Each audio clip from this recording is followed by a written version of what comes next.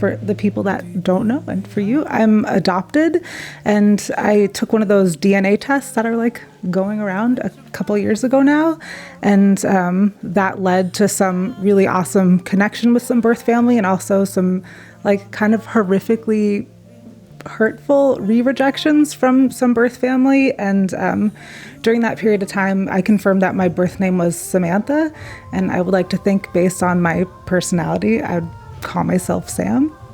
Yeah, and so Sam is kind of the first person that I was on this planet, and the first version of myself that had kind of my fundamental experiences. It's like never easy for me to open up. I think in some ways, some things that people consider vulnerable are really easy for me, and like being affectionate with my friends, or being like, oh, like whatever, I don't feel good, whatever, I don't know, or talk to me about anything. It's not that much of a big leap for me, but this was a huge thing for me, and it's not something I ever really talked about. I also think there's like a lot of shame involved with adoption, so people just don't really talk about it, or don't talk about it in a productive way. What's like really interesting, I guess a little bit sad, but interesting to me, is that I spent all this time releasing music and what I thought was like being vulnerable and digging into my world and my life and sharing that like publicly. And up until this point, and this like DNA test that sparked everything,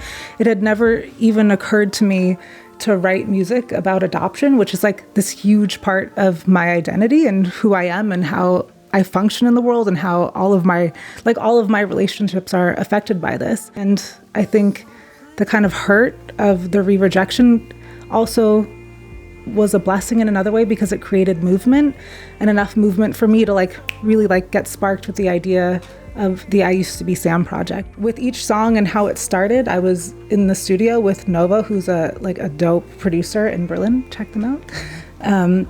And we started each session just with long conversations. And that's also one of the reasons I like picked them to work with, because I knew I couldn't just be in a room with any producer who's like, okay, this is your voice, let's make some like R&B jam, which, I mean, I like R&B, but it's like not what I make, you know? And so we would have these long talks, and I'd kind of figure out throughout these talks what I wanted to express or what I was feeling in the moment. And then once I kind of had that idea or feeling that I wanted to communicate clearly, like the lyrics just kind of came out pretty effortlessly. We met like 5 times, and we wrote or finished a song every single day. I was like, this is the person I need to be working with.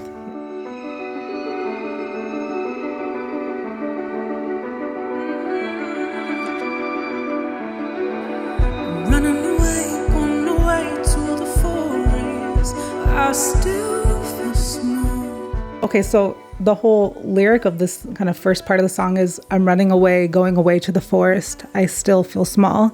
I'm running away to the forest, gonna hide from it all. And I'm imagining this like me, or this main character, kind of more abstractly, leaving behind something that wasn't serving them, and kind of, starting on this journey of solitude a little bit. And the lyrics then go on, I'm feeling weak, fall to my knees, now I'm crawling. This journey, whether it's emotional or like in the song lyrically, a physical journey, they're getting weary, they're getting tired.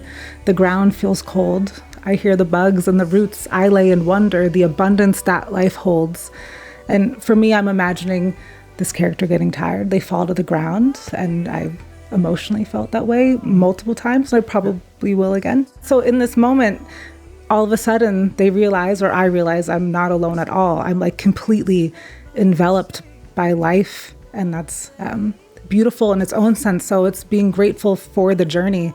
It's being grateful not like for this perfect destination of I'm whole now, like trauma done, you know?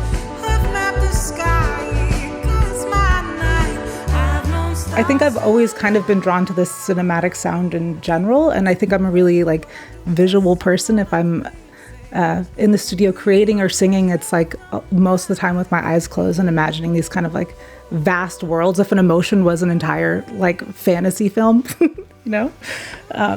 And so, yeah, strings are always super impactful for me, like huge pads of vocals. And in general, for like the percussion throughout the whole EP, I really tried to put as much of my like physical body in as possible. And so it's affected so you can't tell that it's like skin and nails and teeth and hair, but I wanted to like physically put myself in the music.